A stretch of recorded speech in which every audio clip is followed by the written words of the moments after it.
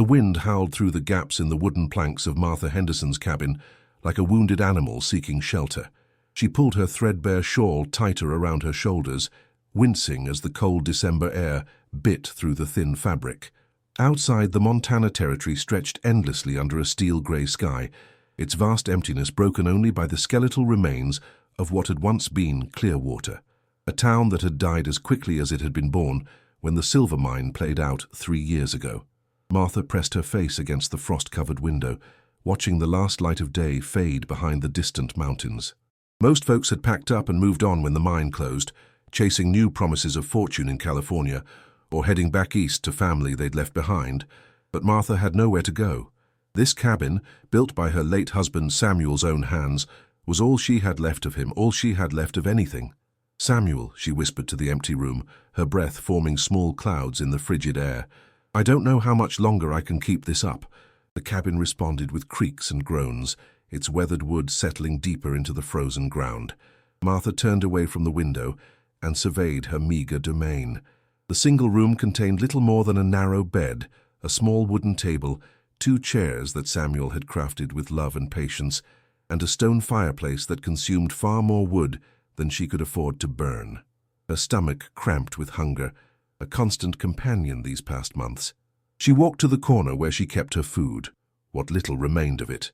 A small sack of flour nearly empty, a few withered potatoes from her failed garden, and wrapped in a clean cloth, her last piece of bread. She'd been saving it for tomorrow morning, knowing that after it was gone she'd have to make the long walk into what remained of Clearwater to see if anyone would trade work for food. The wind picked up again, rattling the windows with renewed fury. Martha shivered and added another precious log to the fire. She couldn't afford to burn much wood, but she also couldn't afford to freeze. It was a delicate balance she'd been managing since autumn, when the first snows had come early and stayed late. She settled into Samuel's old rocking chair, the one he'd made for her when they were newlyweds 23 years ago. The chair creaked softly as she rocked, and for a moment she could almost pretend he was there with her, reading aloud from one of his precious books while she mended clothes by firelight. But Samuel was gone, taken by the fever that had swept through the territory 2 winters past. The town doctor had already fled by then, following the last of the mine investors back to civilization. Martha had nursed her husband alone, watching helplessly as the man she'd loved since she was 17 slipped away from her, leaving her with nothing but memories and an empty cabin in a ghost town. A sharp cry cut through the wind, so faint Martha almost missed it. She stopped rocking, straining to listen. Nothing. Perhaps it had been a coyote, or her imagination playing tricks on her weary mind. But then it came again, a thin, desperate sound that made her blood run cold. That was no coyote. Martha rose from her chair and moved to the door, her heart pounding. She pressed her ear against the rough wood, listening. The wind had died down momentarily, and in the sudden quiet, she heard it again. A baby's cry, weak and plaintive, coming from somewhere outside. "Dear God," she breathed, fumbling with the wooden latch. The door swung open, and the cold hit her like a physical blow. She squinted into the darkness, trying to make out shapes in the dim starlight. The crying was clearer now, coming from the direction of the old wagon road that ran past her cabin. Martha grabbed her shawl and stepped out into the night. The snow crunched under her worn boots as she made her way toward the sound. Her breath came in white puffs, and the cold burned her lungs with each step. 20 yards from her cabin, she found the source of the crying. A baby, no more than a few months old, lay bundled in dirty rags at the side of the road. The child's face was red with cold and exertion, tiny fists waving weakly in the air. Martha's heart nearly stopped. She knelt beside the infant, her knees sinking into the snow. "Oh, sweet child," she whispered, gathering the baby into her arms. The little one was frighteningly light, and Martha could feel the frail body trembling with cold and hunger. "Who would leave you out here to die?" She looked around frantically, searching for any sign of the baby's parents or whoever had abandoned the child, but the road stretched empty in both directions, disappearing into the darkness. Fresh snow was already beginning to fall, covering any tracks that might have been left behind. The baby's crying grew weaker, and Martha felt a surge of panic. She had to get the child warm and fed, and quickly. Without hesitation, she turned and hurried back to her cabin, cradling the infant against her chest. Inside, she knelt by the fire and carefully unwrapped the baby's makeshift blankets. The child was a boy, she realized, thin and pale, with dark hair that clung to his small head. His eyes were closed, and his breathing was shallow and rapid. "You're safe now," Martha murmured, wrapping him in her own shawl. "You're safe." But even as she spoke the words, she knew how hollow they sounded. What could she offer this child? She barely had enough to keep herself alive. The baby needed milk, proper blankets, medicine, things she didn't possess and couldn't afford. The infant stirred in her arms and began to cry again, a sound that tore at Martha's heart. She rocked him gently, humming an old lullaby her mother had sung to her long ago. But the baby's cries only grew more desperate, and Martha realized with growing despair that he was starving. She looked toward the corner where her last piece of bread waited, wrapped in its clean cloth. It was all she had, her last meal until she could figure out some way to earn more food. But as she gazed down at the suffering child in her arms, the choice became clear. "I know you can't eat bread yet, little one," she whispered, rising and walking to her meager food supply. "But maybe I can soften it with a little water, make something you can swallow." She unwrapped the bread with reverent care. It was a small loaf, dense and dark, baked from the last of her flour 3 days ago. She'd been rationing it carefully, eating only a few crumbs at a time to make it last. Now she broke it in half, setting one portion aside.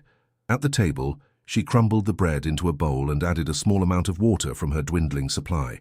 The mixture formed a thin paste, hardly appetizing, but it was all she had to offer.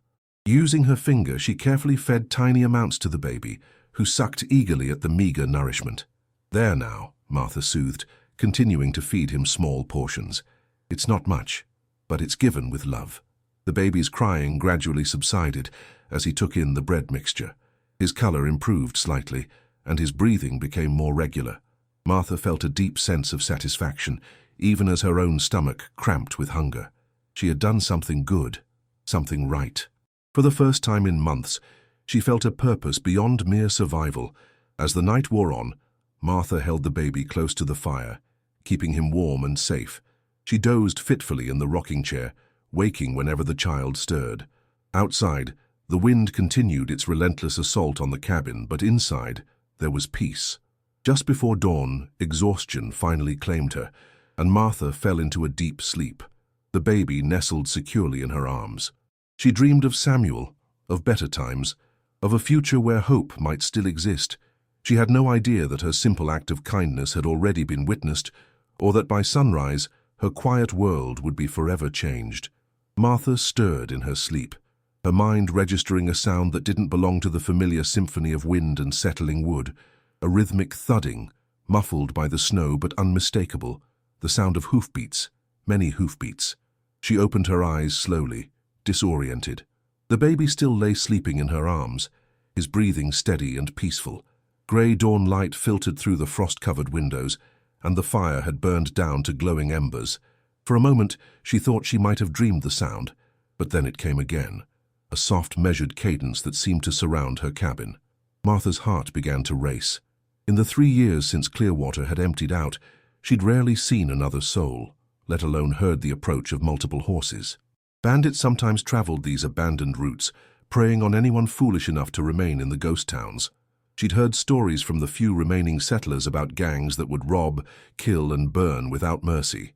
Carefully, she placed the sleeping baby on the bed, wrapping him snugly in her shawl. Her hands trembled as she moved to the window, pressing her face against the cold glass. What she saw made her blood freeze in her veins. The road in front of her cabin was completely blocked. Horses and riders stretched as far as she could see in both directions, their forms emerging from the morning mist like phantoms. They sat in perfect stillness, not moving, not speaking. The silence was more terrifying than any war cry could have been. Martha pressed her back against the wall, her breath coming in short gasps. She counted the figures she could see clearly. 30, 40, 50 riders, and more beyond her line of sight. They were all men, she realized, dressed in long coats and wide-brimmed hats, their faces shadowed in the pale dawnlight. Some wore the dusty remains of military uniforms, others the practical clothing of ranchers and drifters, but all sat with the same eerie stillness, as if they were carved from stone. "What do they want?" she whispered to the empty room. Her voice sounded impossibly loud in the silence. She crept to the other window, hoping to see a way out, but found more of the same. The riders had positioned themselves in a perfect circle around her property, cutting off every possible escape route. Their horses stood as motionless as their riders, breath steaming in the cold air, but making no sound beyond the occasional snort or stamp of hooves. Martha's mind raced. She had nothing worth stealing, no money, no valuables, barely enough food to feed herself. The few pieces of furniture weren't worth the effort to carry away. Perhaps they were looking for someone else, or maybe they were just using her property as a meeting place and would move on once their business was concluded. But as the minutes passed, and the riders remained frozen in their positions, Martha began to realize this was no ordinary gathering. There was something deliberate about their arrangement, something that suggested she was very much the focus of their attention. The baby stirred on the bed, making small sounds that would soon grow into cries for food. Martha glanced at the remaining half of her bread, then back at the window. Even if she wanted to leave, she couldn't take a baby out into the cold surrounded by armed strangers. She was trapped. She moved closer to the window again, studying the riders more carefully. In the growing light, she could make out more details. Many of them were older men, their faces weathered by years of hard living. Some bore scars or missing limbs, veterans of the recent wars perhaps, or men who'd lived rough lives on the frontier. But despite their worn appearances, there was something noble about their bearing, something that suggested they weren't common bandits. One rider sat slightly apart from the others, directly in front of her cabin. He was a large man with steel-grey hair and a full beard, wearing what appeared to be the remnants of a Confederate officer's uniform. His horse, a magnificent black stallion, stood perfectly still as its rider gazed steadily at Martha's front door. As if sensing her observation, the man slowly turned his head toward her window. Their eyes met across the distance, and Martha saw something unexpected in his gaze. Not menace or greed, but something that looked almost like respect. He touched the brim of his hat in a slight nod, then returned to his vigilant watch. Martha stepped back from the window, her heart pounding. The gesture had been courteous, almost protective, but that only deepened the mystery. Who were these men? What did they want from her? The baby began to cry softly, and Martha hurried to comfort him. She picked him up, rocking him gently, while her mind worked frantically to understand the situation. As she held the child, a terrible thought occurred to her. What if these riders were connected to the baby somehow? What if they were looking for him? She examined the infant more closely in the morning light. His features were delicate, his skin pale, but with an underlying warmth that spoke of good breeding. The rags he'd been wrapped in were rough, but underneath she could see the remnants of what had once been fine clothing. A tiny shirt made of soft cotton, far too expensive for common folk. "Who are you, little one?" she whispered. "And what have you brought to my door?" The baby's cries grew louder, and Martha knew she had to feed him again. She broke off another piece of her remaining bread, mixing it with water as she had the night before. As she fed him, she found herself thinking about the implications of what she'd done. By taking in this child, by choosing to share her last meal with him, she had unknowingly entered into something far larger than herself. Outside, the riders maintained their silent vigil. Martha could hear the occasional creak of saddle leather or the soft jingle of spurs, but no conversation, no orders being given. It was as if they were waiting for some predetermined signal, some moment that only they understood. Hours passed. The sun climbed higher, burning off the morning mist and casting long shadows across the snow-covered ground. Martha tried to go about her normal routine, but it was impossible to ignore the presence of nearly 100 armed men surrounding her home. She kept the baby close, feeding him when he cried and trying to project a calm she didn't feel. Around midday, she heard the sound of a single horse approaching from the direction of town.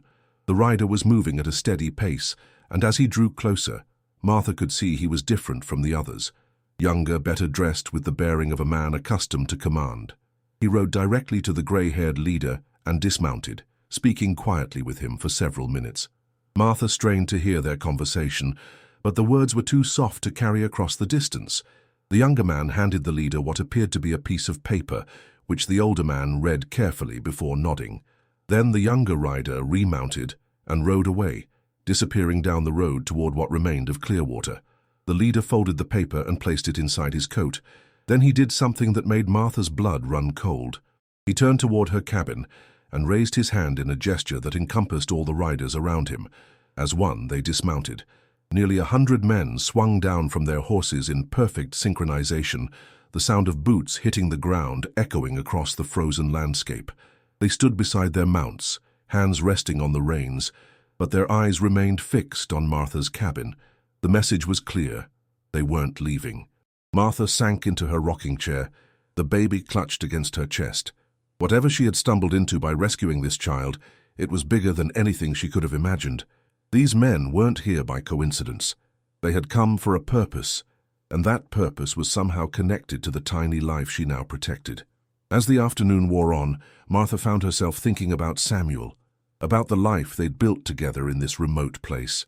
He had been a good man, honest and hard-working, but he'd also been a man who understood the harsh realities of frontier life.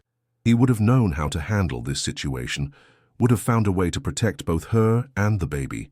But Samuel was gone, and Martha was alone with a mystery that grew deeper with each passing hour. All she could do was wait, and hope that when the time came to face whatever these riders wanted, she would have the strength to do what was right. The baby slept peacefully in her arms, innocent of the tension that surrounded him. Martha looked down at his small face and made a silent promise. Whatever these men wanted, whatever danger she had brought upon herself by taking him in, she would protect him with her life. Outside, the riders continued their patient vigil, standing like sentinels in the afternoon sun. The siege had begun, and Martha Henderson, poor widow of a ghost town, found herself at the center of a mystery that would change everything she thought she knew about kindness, sacrifice, and the far-reaching consequences of doing what was right. As the sun began its descent toward the western mountains, Martha heard the sound of approaching footsteps, a single person walking deliberately toward her cabin. She peered through the window and saw the gray-haired leader approaching alone, his hands clearly visible and empty of weapons. When he reached her door, he stopped and removed his hat, revealing silver hair and a face marked by years of command and sorrow. "Ma'am," he called out, his voice carrying a cultured southern accent, "might I have a word with you? I mean you, no harm." Martha clutched the baby closer.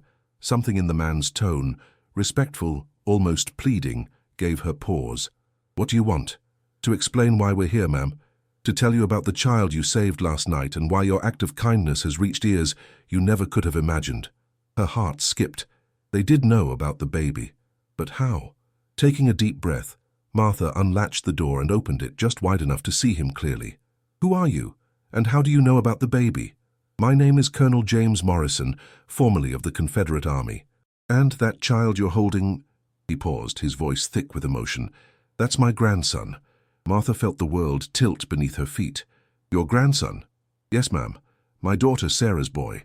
She was traveling with her husband to California when their wagon train was attacked by raiders. My son-in-law was killed and Sarah was badly wounded.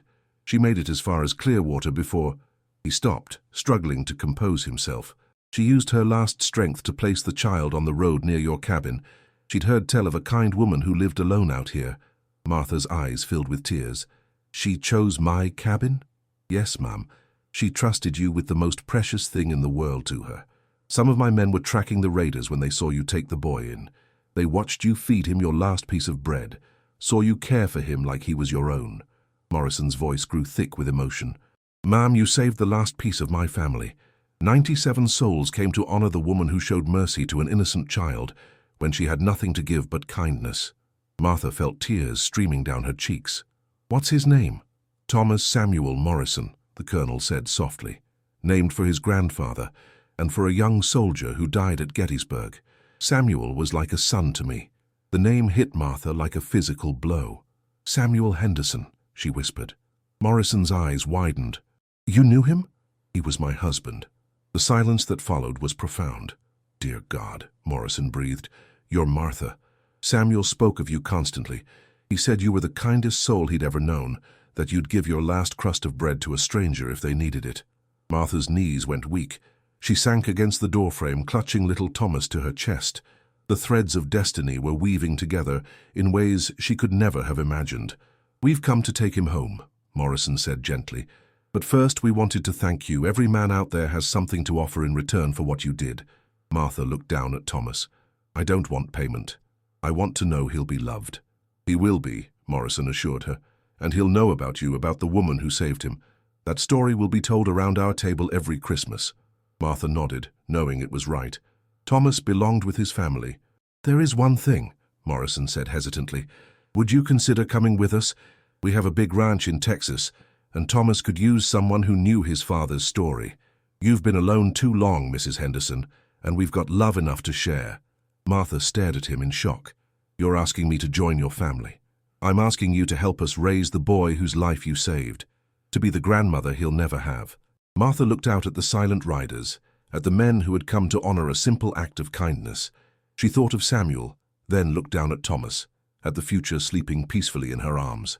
For the first time in 2 years, Martha Henderson smiled with genuine joy. "Yes," she whispered, then louder, "Yes, Colonel Morrison, I'd be honored." Outside, the 97 riders began to mount their horses. The vigil was ending, and a new chapter was beginning for all of them. The morning sun painted the snow-covered landscape in shades of gold as Martha Henderson gathered her few possessions. Everything she owned fit into a single carpet bag. Her wedding photograph of Samuel wrapped in her best dress, the wooden cross he'd carved for her, his leather-bound Bible, and the letters from their brief courtship. Everything else would remain behind for whoever might need shelter in this forgotten corner of Montana. Little Thomas lay sleeping in the basket she'd fashioned from Samuel's old shirt. The baby had thrived overnight, his color better and breathing strong.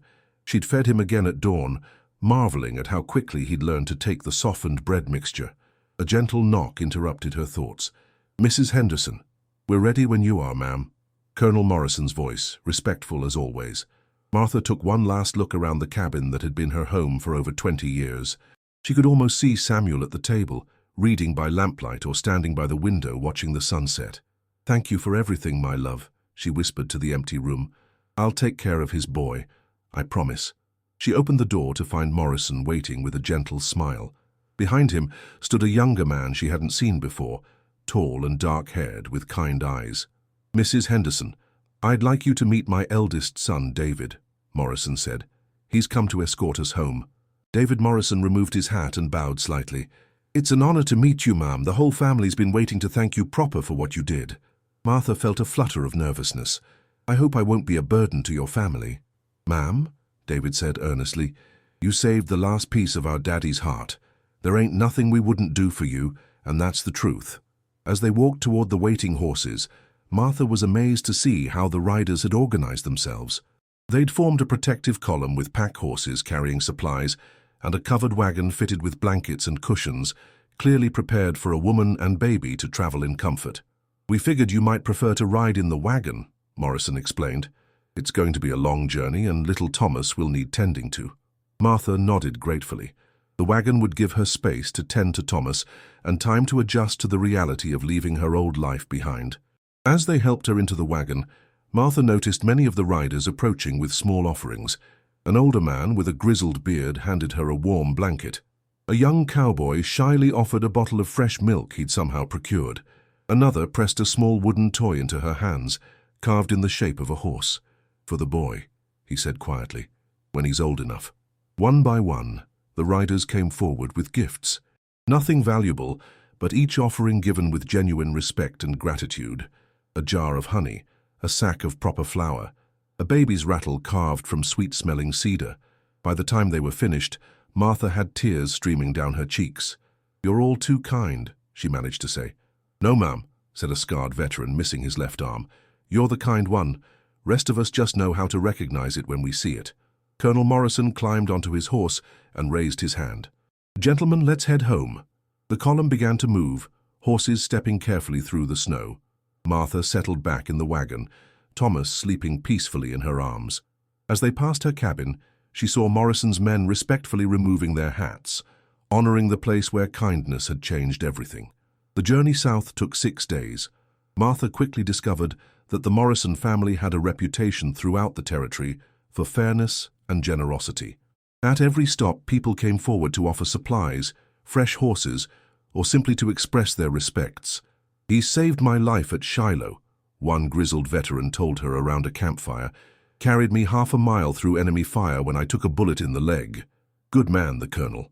Martha found herself thinking often of Samuel during those long days of travel. She wondered if he and Morrison had ever met during the war, two honorable men on opposite sides of a terrible conflict. Somehow she felt that Samuel would have approved of this journey, would have been proud to know his namesake was being raised by good people. Thomas proved to be an excellent traveler, sleeping most of the day and only fussing when he needed feeding. The riders had thought of everything, even bringing along a young woman from a nearby ranch who was able to nurse Thomas when Martha's bread mixtures weren't enough. "He's going to be a strong one," the woman assured Martha. "Look at how he grips your finger, and those eyes, he's taking in everything, learning the world." On the afternoon of the 6th day, they crested a hill, and Martha saw the Morrison ranch spread out below them. It was larger than she'd imagined, with a big house surrounded by outbuildings, corrals full of horses, and cattle grazing in distant pastures. Smoke rose from several chimneys, and she could see people moving about their daily business. "Home sweet home," David Morrison said, riding up beside the wagon. "You ready to meet the rest of the family?" Martha's nervousness returned. "What if they don't accept me? What if I don't fit in?" "Ma'am," David said gently, "you saved Thomas Samuel Morrison's life. You're family now, whether you feel ready or not." As they approached the house, Martha saw people gathering on the front porch. Women in clean dresses, children of various ages, and older men with the weathered faces of long-time ranchers. At the center of the group stood a woman with silver-streaked hair and eyes the same color as Colonel Morrison's. The wagon stopped, and Colonel Morrison dismounted. "Mary," he called to the woman, "come meet the angel who saved our grandson." Mary Morrison approached the wagon with tears in her eyes. "Mrs. Henderson, I'm Mary Morrison, and I can't begin to tell you how grateful we are." Martha climbed down from the wagon, Thomas in her arms. The baby had awakened and was looking around with bright, curious eyes. Mary gasped when she saw him. "Oh, he looks just like Sarah when she was small," Mary whispered. "Just exactly like her." She looked at Martha with infinite gratitude. "Thank you. Thank you for keeping him safe." The other family members pressed forward, each wanting to see the baby and meet the woman who'd saved him. Martha was overwhelmed by their warmth and acceptance. There were no awkward questions, no judgmental looks, just immediate and unconditional welcome. "We've prepared a room for you," Mary said, linking her arm through Martha's. "Right next to the nursery we set up for Thomas. We thought you might want to be close to him." As they entered the house, Martha was struck by the sense of life and love that filled every corner. Children's laughter echoed from the kitchen, where wonderful smells suggested dinner was being prepared. The walls were covered with family photographs, and comfortable furniture invited people to sit and visit. "This is your home now," Mary said firmly, "for as long as you want it to be." That evening, as Martha sat in the rocking chair by Thomas's crib, she thought about the strange journey that had brought her here. A week ago, she'd been a lonely widow with nothing but grief and poverty for company. Now she was surrounded by family, with purpose and love filling her days. Thomas stirred in his sleep, making the soft sounds that were becoming familiar to her. She reached down and touched his tiny hand, marveling at how something so small could change so many lives. "Your mama was a brave woman," she whispered to him. "She trusted me with the most precious thing in the world. I won't let her down." Outside, she could hear the sounds of the ranch settling down for the night. Horses in the corrals, cattle lowing in the distance, and the low voices of the men who'd ridden with them, most of whom would stay for a few days before heading back to their own homes and families. Martha thought of her old cabin, empty now and slowly being reclaimed by the wilderness. That life was over, but this new life was just beginning. She'd learned that sometimes the smallest acts of kindness could change everything, could create ripples that spread far beyond what anyone could imagine. As she rocked gently in the chair, Martha Henderson smiled. She'd shared her last crust of bread with a stranger, and in return, she'd found family, purpose, and hope. Thomas Samuel Morrison would grow up knowing love, knowing the story of his brave mother and the woman who'd saved him, and carrying forward the legacy of kindness that had brought them all together. The 97 riders had come to honor her act of mercy, but Martha knew the truth. They'd given her far more than she'd given them. They'd given her a reason to live again, a family to love, and the chance to help raise a child who would carry the best of all of them into the future. In the morning, her new life would truly begin.